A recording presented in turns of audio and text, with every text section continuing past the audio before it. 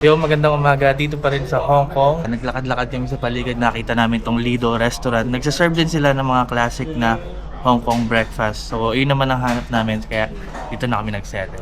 Tara, kain tayo. Mga ano lang, classic na almusal lang dito sa Hong Kong. Simulan natin sa kanilang mainit na milk tea. Wala pa tong timpla, walang kahit ano. Tikman natin. So, may mga panimpla naman sila dito sa drawer ng table.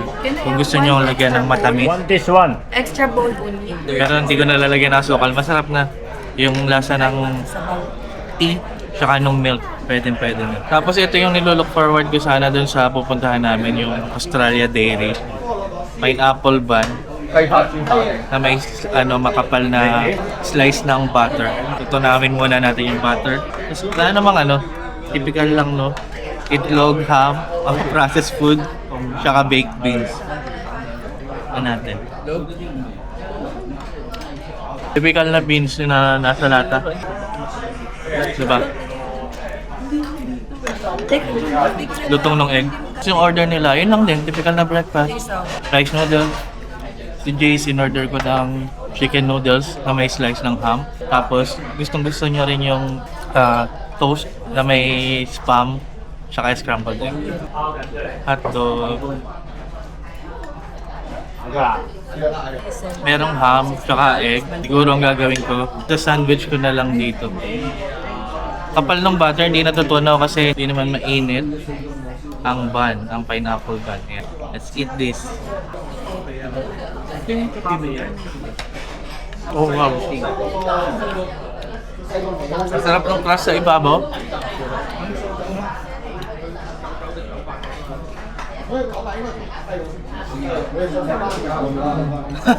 Sarap.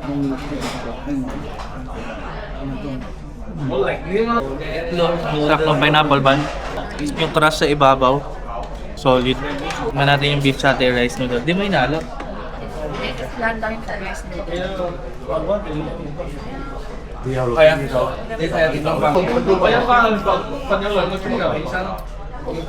Sarap ng soup sa rice noodle. Tikman natin yung beef satay. Si Jace naubos na yung niya, French toast at luncheon meat. Tikman ko yung noodles niya kung ano. Kung anong kaibahan sa atin. Sauce yan pa na lupin sauce.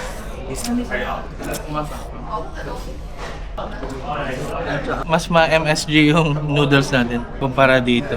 Pero ito ang pineapple, sarap. Pineapple bun. Ang kapal nung butter, grabe. Try naman natin isang bite yung egg, yung sausage, saka yung baked beans.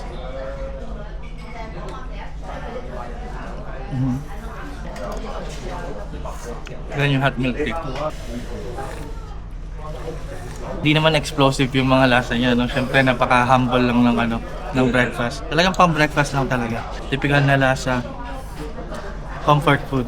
Simple, mabilis kainin. Yun, bagay na bagay sa almusal. Tikman natin yung pork chop ni Goten. Ito. Ang lambot. Grabe yung butter sa Ang lambot ng pork chop, parang pinakuluan babi pinirito. Kalasa nung garlic ribs dun sa ulot. Kasi nga Chinese din. Chinese kalasa nung, para sa akin kalasa nung natikman namin garlic ribs dun sa Bacolod. Siyempre minus yung crispiness. Doon sa lambot. Ayun, panalo din kay Mrs. yung pineapple bun. So ayun, enjoy na muna namin to kasi may susunod pa kami pupuntahan. Baka masyado kami magtagal dito. Ayan Ating water. And we're done. Sobrang busog. Grabe. Marami silang ino-offer na pagkain. Kaso pag ngayong umaga, breakfast lang talaga. Yung mga simple lang. Tulad nga sinabi ko, simple lang. Madaling kainin pero talagang comforting at nakakabusog. Na-enjoy namin lahat. Masarap, pero hindi sa punto na masarap na sasabog yung ulo mo sa sarap. Kasi tulad nung baked beans, yun, parang, di ba, galing lang sa lata. Tapos mga processed food. Saan ba tayo? Diretso. Tulad nung sausage at ham, processed food yun.